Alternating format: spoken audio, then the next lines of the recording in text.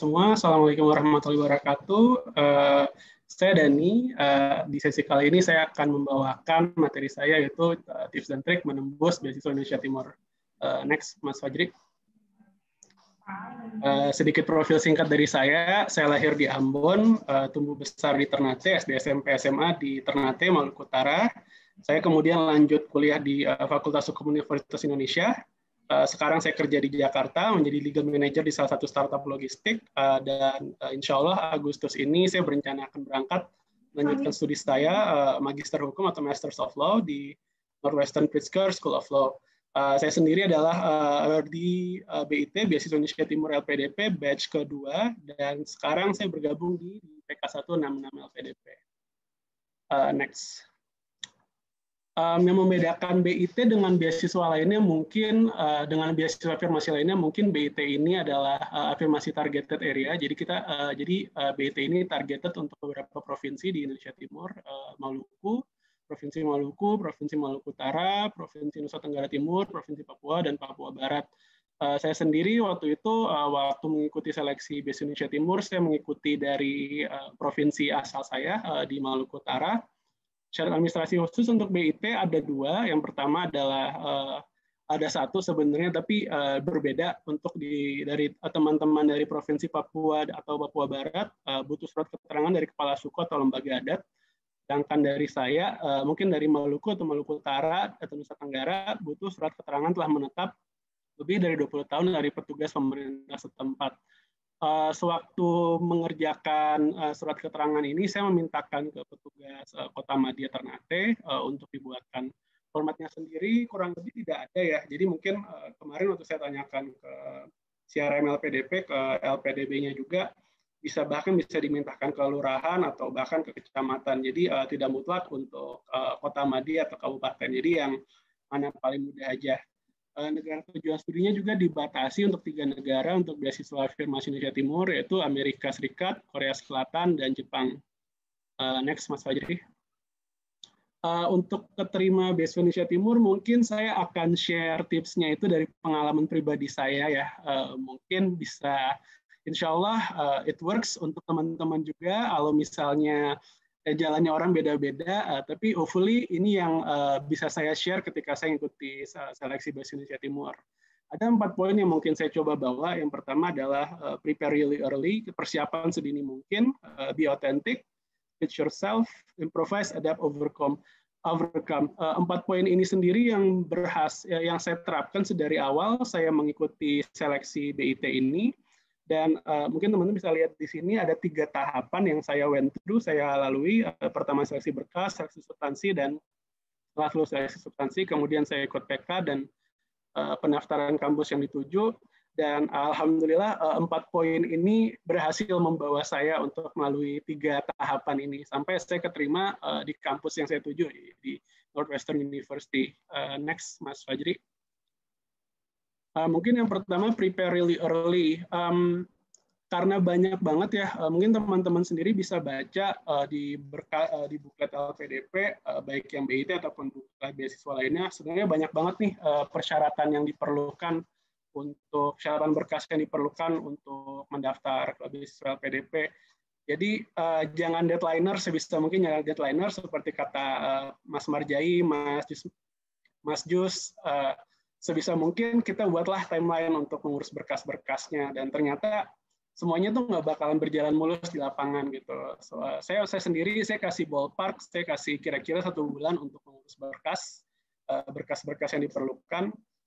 Pada waktu itu bahkan saya nemuin banyak challenge, saya nemuin banyak tantangan ketika saya ngurus surat keterangan bebas TBC, bebas narkoba, ternyata rumah sakitnya waktu itu akhir tahun lagi banyak cuti, ternyata berkasnya susah gitu.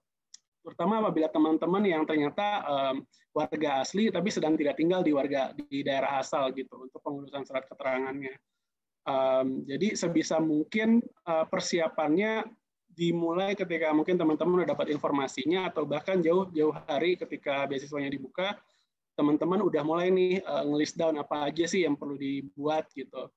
Oh ya, yang paling penting juga sebenarnya adalah esai dan rencana studi, karena ya karena nulisnya itu sendiri ya mungkin nggak segampang kita nulis tugas kuliah ya mungkin ya, karena kita juga harus impress LPDP, kita juga nulis untuk bisa keterima LPDP gitu. Jadi sebisa mungkin berilah waktu untuk mempersiapkan ini semua.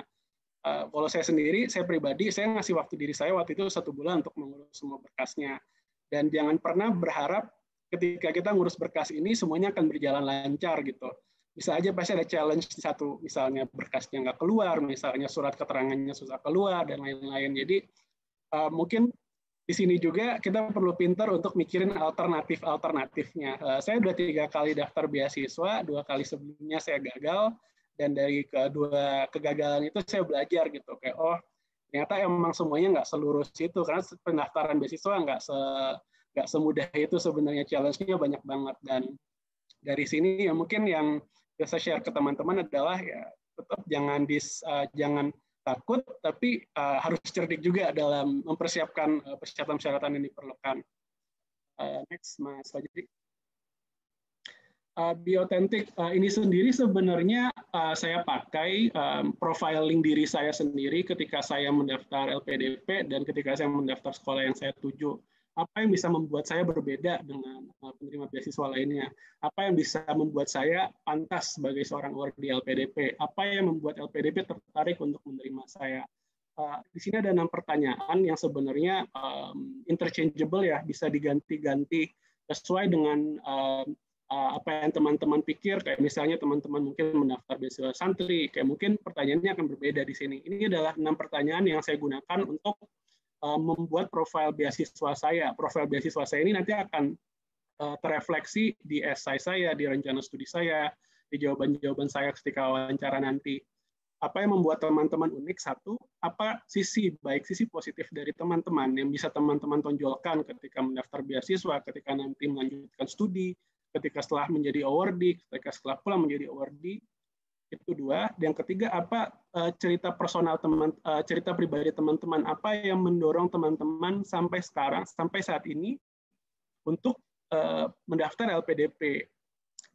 Pengalaman-pengalaman baik apa, pengalaman-pengalaman buruk apa yang membuat teman-teman menjadi seperti sekarang gitu, menjadi pribadi seperti sekarang.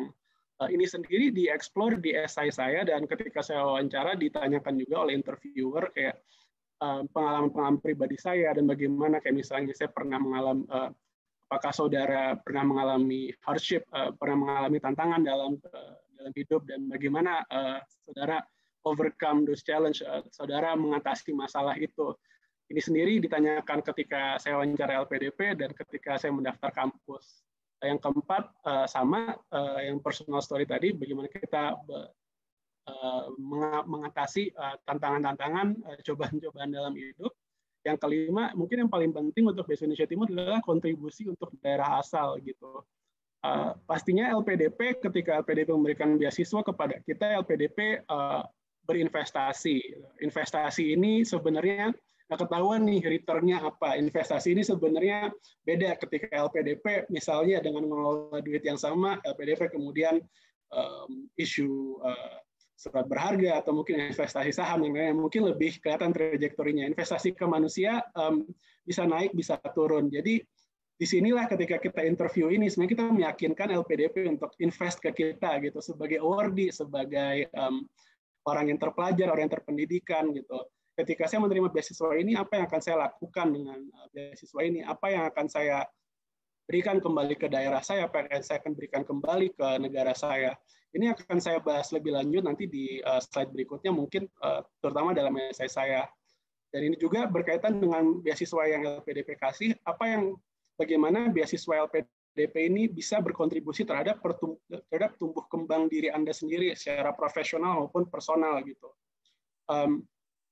Mungkin kalau teman-teman yang di luar negeri jumlah beasiswanya lumayan besar ya, karena covering biaya sekolah juga, living expense juga, dan ini adalah jumlah uang yang sangat besar. Dan ketika kita memulai kuliah, ketika kita memulai perjalanan kita sebagai mahasiswa S2, mahasiswa S3, itu kita membuka lembaran baru. Dan di sini kita harus bisa meyakinkan ke LPDP bagaimana sih beasiswa LPDP ini akan berkontribusi ke tumbuh kembang kita nanti ketika kita nanti di negeri orang, ketika kita nanti di kampus baru, kita belajar materi baru, bertemu dengan orang-orang baru yang hebat. Apa yang itu pengalaman ini akan menjadi nilai tambah bagi diri kita dan tentunya bisa membantu kita untuk membantu Indonesia dan daerah asal. Dan 6 poin ini nanti bisa kemudian ketika kita bisa menjawab 6 poin ini, profil beasiswanya udah bisa kelihatan tuh. Anda tuh sebenarnya orang yang kayak apa sih? Anda itu sebenarnya awardee yang seperti apa gitu. Ketika Anda bisa profiling diri Anda dengan baik, Anda bisa menunjukkan saya unik nih, saya unik nih, saya punya kemampuan ini, saya punya pengetahuan seperti ini, latar belakang saya seperti ini. Insya Allah Anda akan menonjol dibandingkan, mungkin nggak dibandingkan, Anda akan seenggaknya punya nilai plus, punya ciri khas yang mungkin bisa membedakan Anda dengan calon-calon awardee yang lain atau mungkin peserta pendaftaran yang lain, kurang lebih seperti itu. Next, Mas Fajri. Pitch yourself. Ini adalah poin penting karena seperti yang saya sampaikan tadi di tahap seleksi berkas, di tahap seleksi substansi, selain daripada kita mengerjakan, kita meyakinkan LPDP bahwa kita ini merupakan orang yang pantas untuk menerima beasiswa, orang yang perlu untuk menerima beasiswa dari mungkin dari tes SBK atau mungkin dari mungkin dari segi akademis. Kita juga perlu meyakinkan mereka, meyakinkan peserta, meyakinkan LPDP atau interviewernya bahwa kita ini adalah orang yang pas nih untuk diterima sama LPDP. Itu sendiri bisa dilakukan melalui beberapa cara dalam proses seleksinya. Yang pertama adalah esai yang kita buat. Di batch saya waktu itu esainya bertema kontribusi untuk kontribusiku bagi Indonesia. Mungkin di tahun berikutnya atau mungkin tahun ini berbeda, tapi tema besarnya mungkin kurang lebih sama. Di sini saya menunjukin sedikit snippet dari CV beasiswa saya dan esai yang saya tulis. Mungkin teman-teman bisa lihat. Yang pertama yang paling penting adalah teman-teman harus mengetahui nih audiensnya siapa. Setahu saya LPDP panel beasiswa LPDP adalah gabungan dari staf LPDP sendiri, terus kemudian ada akademisi dan kemudian juga ada profesional di bidangnya. Beberapa teman-teman saya yang di bidang keilmuan sains, ketika mereka interview, ada beberapa akademisi yang juga merangkap jadi profesional di bidang keilmuan mereka masing-masing, dan tentunya mereka punya pengetahuan lebih, atau mereka punya pengetahuan secara spesifik di bidang keilmuan itu.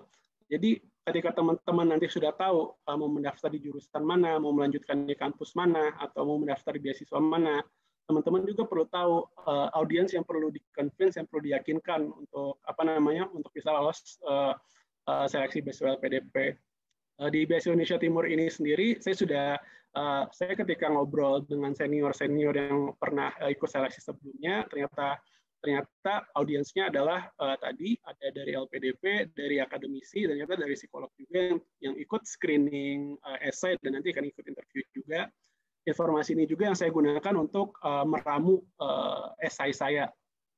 Kemudian yang berikutnya adalah structure your essay. Teman-teman bisa lihat sendiri di opening hooks, mungkin agak puitis ya di sini saya nulisnya di paragraf pembuka saya, paragraf pertama dan paragraf kedua. Tapi opening hooks ini sebenarnya tujuannya adalah untuk menarik perhatian pembaca nih, menarik perhatian petugas seleksi berkasnya nanti.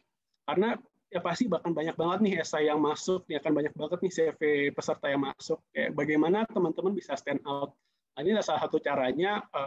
Kebetulan saya sendiri suka nulis, jadi saya coba tonjolkan itu dari opening hook saya. Saya mencoba agak puitis di paragraf pertama dan paragraf kedua.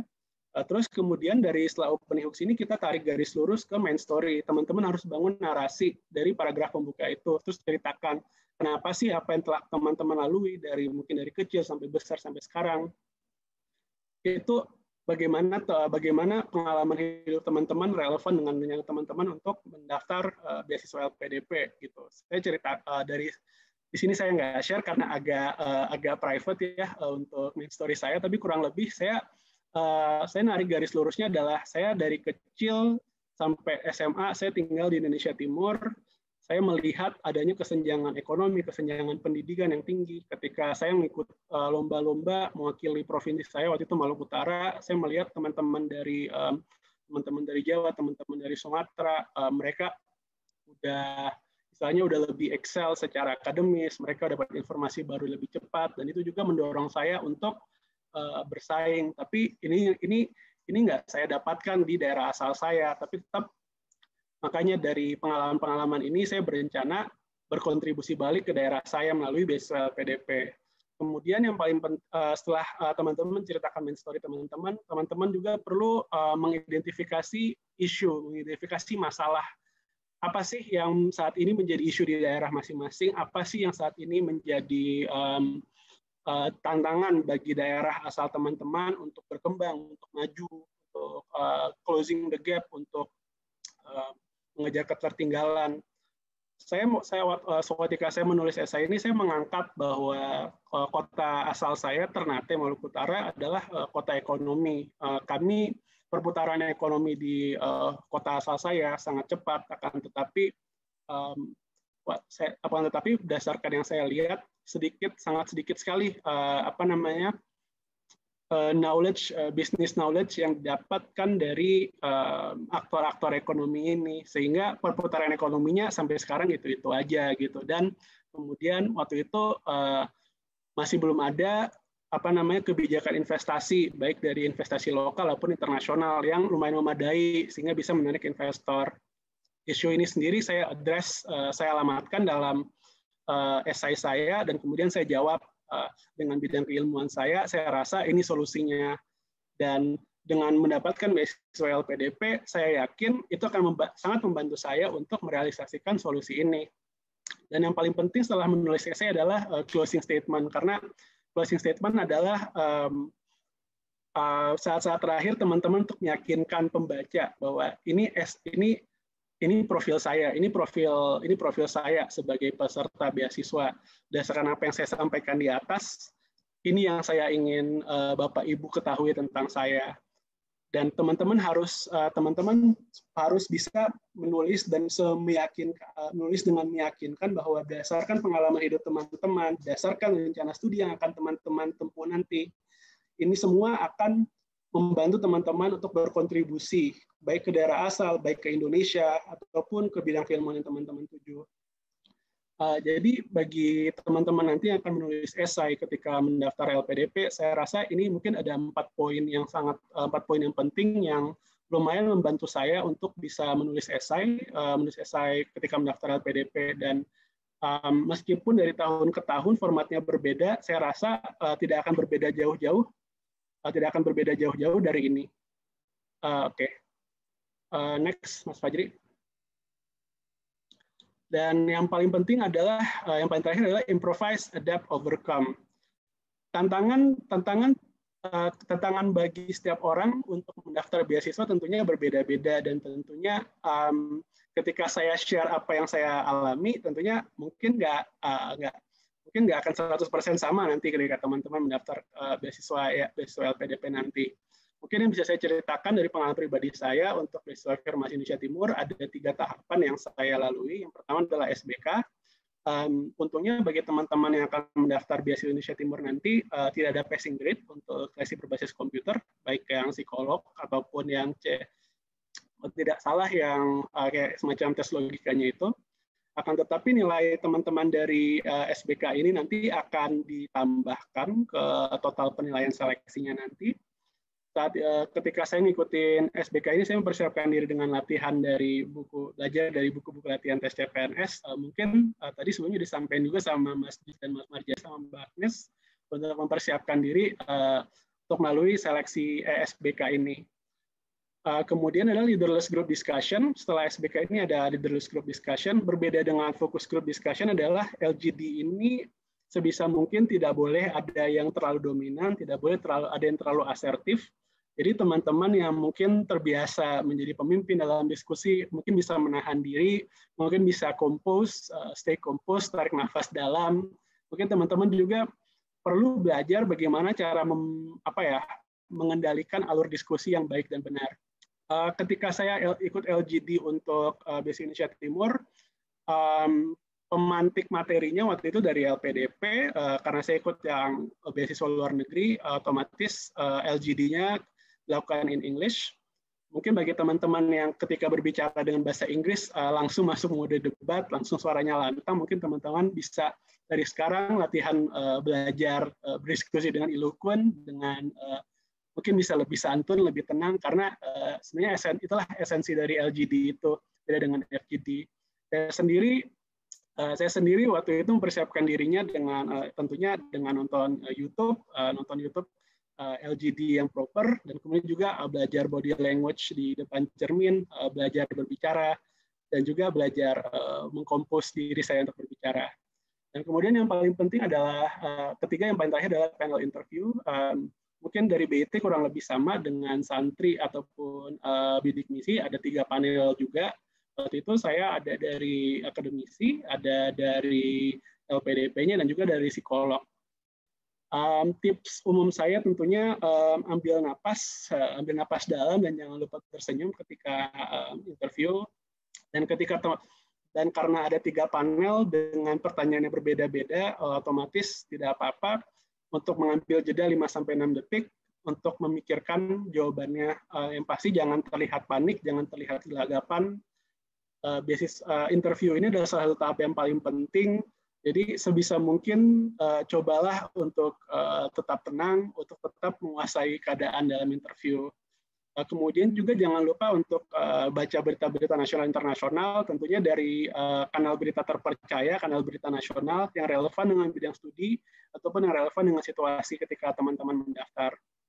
Dan yang paling penting adalah kuasai profil beasiswa Anda, karena ketika di interview teman-teman akan dibedah secara akademisi, dibedah secara psikologis, dan dibedah secara wawasan kebangsaan. Sebisa mungkin teman-teman harus mempersiapkan diri untuk mengatasi atau menjawab pertanyaan-pertanyaan sulit. Tentunya pertanyaan-pertanyaannya akan beda-beda tergantung dengan profil beasiswa teman-teman. Oleh karena itu, sebisa mungkin persiapan untuk menghadapi interview ini adalah teman-teman juga jangan lupa untuk mengenal kembali diri teman-teman, mengenal kembali profil teman-teman, bagaimana teman-teman bisa meyakinkan LPDP bahwa sayalah the next awardee, sayalah kandidat yang pas untuk jadi awardee berikutnya. Kurang lebih, Mas Fajri, next. Ya, kurang lebih itu yang bisa saya sampaikan. Sekiranya teman-teman ada pertanyaan, ini ada kontak info yang bisa teman-teman kontak. Sekian dari saya, syukur dofu. Assalamualaikum warahmatullahi wabarakatuh.